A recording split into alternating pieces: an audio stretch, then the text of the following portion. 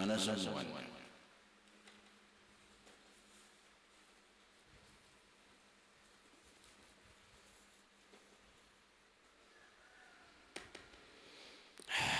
Bismillahirrahmanirrahim. Qala al-musannif rahimahullah wa min dahwatin nahari ilal asri yashtaghilu bistasnifi wal mutala'ati la yatrukuhuma illa fi waqti aqlin wa taharatin wa maktubatin wa qayyulatin khafifatin.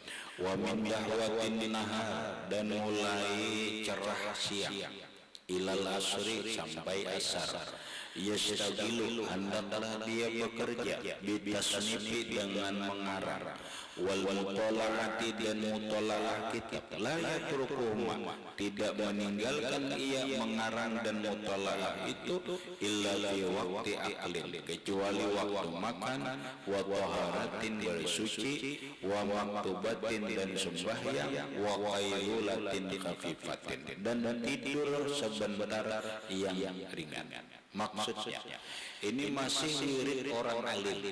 Wirid manusia itu berbeda-beda karena manusia pun dalam aktivitasnya, profesinya berbeda-beda. Sekarang wiridnya orang alim. Wirid orang alim itu bilainya kadama ajar ibadah. Maka yang lewat sudah dijelaskan, mulai orang alim itu orang berilmu, baik santri atau penuntut ilmu, apalagi orang yang sudah berstatus ulama, kadalayak atau selayaknya dia harus membaca wirid atau ba'amaliyah mulai habis subuh sampai terbit matahari. Berikut sampai sembahyang duha. Setelah zuhur sampai zuhur, habis zuhur sampai asar, apa pekerjaan orang alim? Pengajian kadada, apa kadada? Hendaklah orang alim itu mengisi waktunya dari habis zuhur sampai asar bitasnif, mengarang kitab. Mengarang kitab, lamun bisa. Bila tidak bisa mengarang, wal mutalaati, mutalaah barang, membaca buku, baca kitab, mutalaah kitab, la yatrukuhuma tidak meninggalkan dia mengajar atau mengarang atau mutalaah illa fi waqti aqlin kecuali waktu makan, wa taharatin kewisi mandi, wa maktubatin sembahyang maktubah, wa qailulatin khafifatin dan tidur sebentar. Artinya apa? Artinya gunakanlah waktu mulai habis zuhur sampai ke asar ini untuk mengarang kitab atau mutalaah, kecuali agan mandi, agan makan, agan guring, selebihnya bawa mutalaah. Bawa mutalaah, bawa baca buku, bawa baca kitab. Pengajian itu dijual. Kalau ada pengajian, ya pengajian. Karena ada ya bawa mutalaah. Begini wiridnya orang alim. Kemudian wa minal asri ilal isfara ilal isfirar. Habis asar apa? Nah mulai habis asar, mulai asar sampai sanja, kuning di spiral kuning, bisa ma yuqra'u baina yadayhi, mendengari apa yang dibacakan di hadapannya, min tafsirin aw hadisin aw ilmin nafi, daripada hadis atau tafsir atau manfaat, dalam kurung bisa mengajar, bisa belajar atau mutalaah lagi. Aku nak belajar jawin biasa, ya karena bukan profesi petani, bukan tukang kebun, bukan pekerja, bukan pegawai, ya sudah profesinya sendiri. Ya bawa mengajar, ya mengaji. Kadang-kadang mengaji, ya sudah bawa mutalaah sampai maghrib, sampai saja. Itu wiridnya orang alim. Payakun habislah meminal isfirar ilal ghurub, mulai sanja sampai maghrib hanyar beribadah bil istighfar wa tasbih, baca istighfar bahasa sanja sudah setengah 6 hari dah bawa mandi, sudah menghadapi sejadah, bawa baca istighfar, baca tasbih, baca sholawat, menghadapi maghrib. Fayakun wiridul awal qabla tulu'i syamsi, maka jadilah wiridnya yang pertama sebelum terbit matahari fi amalil lisan, itu amal lidah, yalah baca-bacaan. Wa wiridul sani, wiridnya yang kedua fi amalil qalbi, itu amal hati. Wal bil fikri ila duha, dengan merenung tafakur sampai duha. Wa wirduhu salisu, wirid yang ketiga ilal asri fi amali sam'i, menggunakan telinga, liyurau bihil ain wal yada, supaya wal yadu, supaya senang dengannya mata dan tangan. Fa innal mutala'ata wal kitabata ba'dal asri, maka bahwa mutalaah dan menulis sesudah asar rubbama adhara bil basar, barangkali memudaratkan mata. Makanya bahasa itu sebenarnya bagus beribadah ya kadosa mutalaah, karena sanja itu sudah anak mutalaah itu habis zuhur, salat habis zuhur. Wa indal istirari ya'udul lisan. Nah, ketika senja hari kuning kembali kepada zikir lidah. Jadi pagi sore itu adalah bertasbih berzikir, pertengahannya itu diisi dengan ilmu bermanfaat, mutalaah ataupun amal qalbi. Itu wiridnya orang alim. Fala yakhlu juz'un minan nahari min amalil jawarih ma'a huduril qalbi, maka tidak sunyi bagian dari siangnya daripada amal anggota beserta hadir hati. Maka orang alim kalau begini isi sehariannya itu berwirid ngarannya. Kada santai Bang rahmatullahi. Kita refreshing biar nyatu kena wirid di manakah atau ada tahu kita tahu. Maka boleh lejur orang alim refreshing ada. Makanya kita ini wirid itu diatur supaya wirid ini jangan ketinggalan. Maka ketika kita ada acara, ada pengantinan, ada ini, ada itu, tetap usahakan wirid jangan terganggu. Sehingga kalau orang wiridnya itu ketinggalan harus dikabdo. Aku kadang ajar, maka biasanya wirid habis zuhur baca Quran, lalu hari ini berjalanan, maka itu harus dikabdo. Kalau benar-benar wirid sholat itu dikabdo. Mengkabdonya kapan? Malam pokoknya. Ini mengkabdo bacaan siang semalam karena kada terbaca. Ikam pokoknya ini gini aja, nah wirid subuh semestinya subuh dibaca, lalu kada terbaca, boleh dibaca habis zuhur. Boleh dibaca habis zuhur, wirid nang malam, wirid nang sore kada dibaca habis asar, boleh dibaca habis maghrib, boleh dibaca habis isya. Makanya kita ini kan ada dua aja sholat, ada pagi dan sore, ada siang dan malam. Wirid itu sebenarnya ada wirid siang, ada wirid malam. Wirid siang itu diwakili oleh wirid imbah subuh, itu wirid siang. Wirid malam itu diwakili sore. Maka apabila ketinggalan wirid siang di pagi hari, boleh diganti dibaca siang hari, baca habis zuhur. Aku biasa amalan setelah habis sembahyang subuh membaca waqiah, yasin, waqiah, tabarak. Tapi hari ini aku melandau, apabila itu tetap dibaca, bacanya habis zuhur. Aku sembahyang duha aja, habis sembahyang duha bacanya. Gitu cara menjaga wirid itu.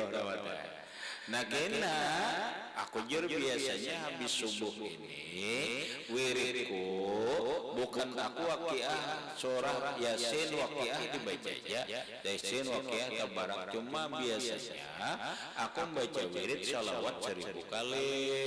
Cuma karena malam ini ngantuk, kesusahan, kepayahan atau melandau, kayak apa yuk ini qadha. Arti di qadha itu dibaca imbah zuhur ka. Makanya petunjuknya setelah subuh. Iya, itu iya, tapi karena keadaan manusia ini berubah-ubah, paham? Keadaan manusia ini benar berubah-ubah, kadinya sama apa? Kalau kita simpulkan rahmatai, keadaan kita ini dua aja rahmatai. Makanya kalimatnya itu sering ku katakan apa? Hidup kita ini berubah dan berpisah. Paham? Ingat kata hidup kita ini berubah dan berpisah. Aibnya ini hidup itu pasti berubah, ini berubah, berpisah, pisah. Nang kayak apapun suatu saat kita pasti berpisah. Orang dua laki bini itu ada perubahan dalam komunikasi, dalam itu wajar karena hidup itu memang berubah. Kemudian setelah berubah, hidup ini akan berpisah. Kawalah salawasan di dunia ada yang berpisah dengan secara keseluruhan, berpisah dengan dunia, makanya disebut meninggalkan dunia. Yang ada namanya meninggal dunia. Berarti berpisah dunia itu jangan dibawa dunia, apalagi diangkat. Bagi dunia, kalau orang kayak ini pasien ini menganu mayat dalam kubur, mentang-mentang mengerti bahasa Arab. Lalu si tukang talqin menyaring, wahai Sulaiman bin Abdurrahman, zahabat angkat dunia. Ujur Sulaiman kada kawa angkat. Ujur angkat dunia. Soalnya marah orang baca dari rawda zahabat angkat dunia. Mayit apa nih suruh angkat dunia? Kada kawa.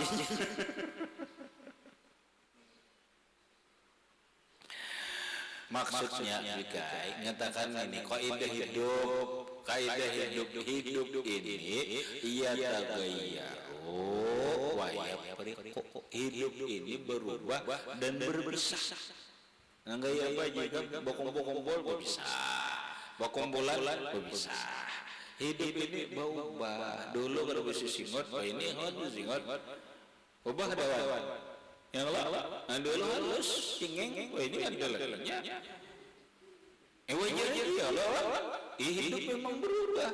Nang kadara itu berubah kadara. Hidup itu pasti berubah. Berubah nang halus jadi gana. Ini berubah. Hidup itu berubah. Ini kami rambut di kami ini berubah nih. Ubah nabuan putih ikan kita ada lawas kita putih kita putih kita berubah ya kita mudah hidup ini berubah ini ngatakan tuh hidup itu berubah dan hidup itu berpisah.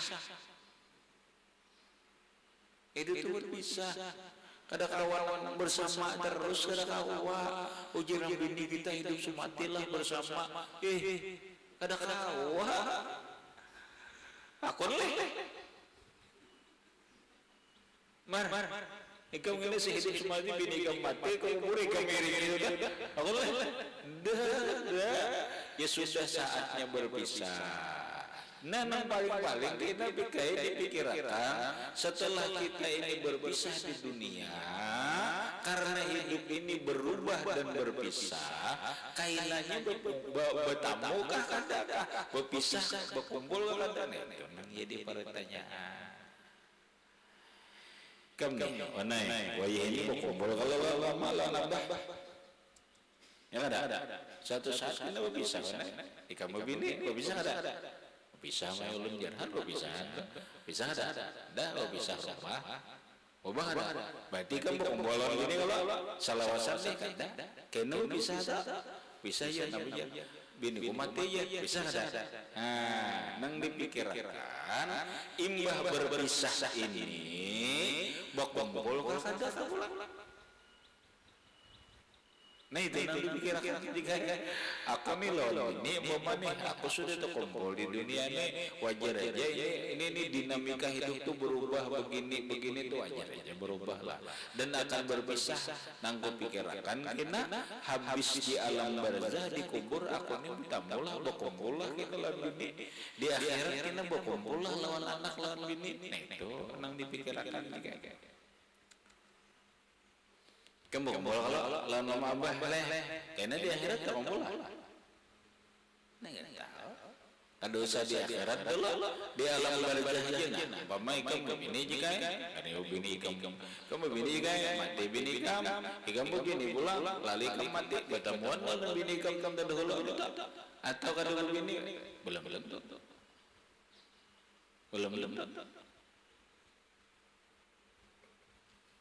makanya hendak selalu bersama. Ayo bisa satu umat di dunia, tapi kita di alam barzakh bertemuan pulang. Di akhirat kita berkumpul pulang lawan anak bini. Namunnya hendak kayak itu bersatulah dalam kalimat La ilaha illallah Muhammadur Rasulullah. Bila ia kawa suaminya dalam La ilaha illallah Muhammadur Rasulullah, istrinya dalam La ilaha illallah Muhammadur Rasulullah, anaknya dalam la ilaha illallah Muhammadur Rasulullah, maka ketika berpisah di dunia itu hanya sementara. Di alam barzakh tak kumpulan lagi, di akhirat tak kumpulan lagi. Nah, mengumpulkan la ilaha illallah Muhammadur Rasulullah. Nah, apa artinya? Cinta. La ilaha illallah, cinta kepada Allah, Muhammadur Rasulullah, cinta kepada Rasulullah. Bila nang laki cinta Allah dan cinta Rasulullah, nang bini cinta Allah dan cinta Rasulullah, nang anak cinta Allah, cinta Rasulullah, di akhirat tak kumpul kada lili. Handilainya nang laki cinta Allah, nang bini kada cinta Allah, tak bisa. Kecuali kita disuruh mencari, silahkan diizini cari bini. Nah itu benar.